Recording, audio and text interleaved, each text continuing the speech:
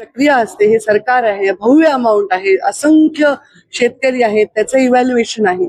त्यामुळे जर एखादी गोष्ट केली की लगेच तुम्ही दुसऱ्या प्रश्न अजून नाही आले. अरे कालच कॅबिनेटमध्ये प्रेसमध्ये आमचे जयकुमार रावळ यांनी प्रेस घेतली आणि हा निर्णय आत्ताच्या अधिवेशनात झाला, ते शुक्रवारीच संपलेला आहे. इतकं फास्ट आम्हीच सवय लावली आहे चांगल्या कामाची आणि मला पूर्ण माहिती आहे आणि आत्मविश्वास आहे की जुलै एंडपर्यंत शेतकऱ्यांसाठी या सगळ्या गोष्टी ज्या आहेत त्या पूर्णपणे सोडवलेल्या आहेत आणि शेतकरी मात्र समाधानी आहे. मीडिया काही प्रश्न विचारला तर आम्ही उत्तरासाठी तयार आहोत. तुम्ही केला असं बघून मला नाही घेताय, तुम्ही इकडे या. राष्ट्रवादी काँग्रेसने काय केलंय? राष्ट्रवादी काँग्रेसने आपला अर्थखात्याबाबतचा दावा कायम ठेवला. तुम्हाला काय पाहिजे? तुम्हाला पाहिजे की शेतकऱ्यांचं भलं व्हावं, तुम्हाला पाहिजे सरकार समाजासाठी सामान्य माणसासाठी काम करावं, ते महत्वाचं आहे. ते आम्ही बघून घेऊ महायुतीमध्ये काय कोणतं खातं कोणाला द्यायचं, त्याच्यामध्ये आमच्यामध्ये डिस्प्यूट नाही. अत्यंत आनंदाने चांगलं. राष्ट्रवादी शरद पवार गटाचे नेते जयंत पाटील यांनी फडणवीसांची भेट घेतली, त्यामुळे नवीन समीकरणाच्या चर्चेला जयंत पाटील येत आहेत. मी याच्यावर काही टिप्पणी करू शकत नाही. माझ्याकडे एक मंत्री म्हणून काही विषय असेल, काम असेल तर ते नक्कीच येतात. तसंच ते मुख्यमंत्र्यांकडे जाऊ शकतात. हे कुठलं समीकरण आहे की कोणत्या मंत्र्यांशी कोणी एखादा विरोधी पक्षाचा आमदार भेटल्याने काही त्याच्यामध्ये होत आहे. पण काय होत आहे काय नाही होत आहे ते आता मला माहिती नाही.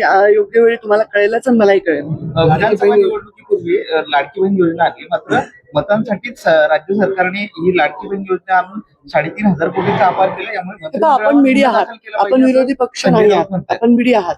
जेवढे लाडकी बहिणीच्या अकाउंटमध्ये पैसे जातात त्याचा सगळ्यांचा रेकॉर्ड आहे आणि एवढ्या महिलांना पैसे दिल्यानंतर आता योजना बंद पडली असंच आताच्या निवडणुका होत्या नगरपालिकेच्या तेव्हा असाच प्रचार केला की निवडणुकीपुरती योजना ही बंद केली. पण निवडणुका अविरत चालू राहणार आहेत ना, तर कसं बंद होणार आहे? निवडणुकीसाठी योजना नाही आहे, ती महिलांसाठी योजना आहे. महिलांच्या भल्यासाठी योजना ती बिलकुल बंद नाही पडणार. पण डुप्लिकेशन मी सारखं सांगते की तुमचा टॅक्स तुम्ही स्वतः टॅक्स भरताय, हे टॅक्स भरताय, हे टॅक्स भरताय, हे टॅक्स भरताय, तो टॅक्स हा सरकारकडे जमा होतो आणि सरकार योजना करून तो जनतेला विकासाच्या रूपाने परत देत असते. मग कोणी चुकीचे पैसे उचलू द्यायचे का? आपण आपले पैसे चुकीच्या पद्धतीने खर्च होऊ द्यायचे का? नाही. मग त्याचं इव्हॅल्युएशन पण जरुरी आहे. नाही तर कोणी पण डबल लाभ घेईल, 3 वेळा लाभ घेईल, डुप्लिकेशन करून लाभ घेईल आणि त्याच्यावर कंट्रोल करतोय. बाकी योजना अत्यंत चांगली. संजय राऊत यामध्ये म्हणतात की 3,500 अपार झालाय, यामुळे मंत्रिमंडळावर गुन्हा दाखल झाला पाहिजे या योजनेच्या माध्यमातून. नाही, मी याच्यावर काही टिप्पणी करू शकत काही गणपती जवळ येत आहे, पर्यावरण एकदा विषय येतोय आणि जे पीओपी पासून गणपती मागच्या वेळी गणपतीचा महोत्सव आम्ही अत्यंत चांगल्या पद्धतीने हाताळलेला आहे. मूर्तिकारांना न अडचण येता, त्यांच्या पोटावर न लाथ मारता पर्यावरणाचा कसं आपण जपवणूक करता येईल याचा आम्ही खूप छान तंतोतंत असा प्लॅन तयार केला, ज्याचा अप्रिशिएट केलं सगळ्यांनी.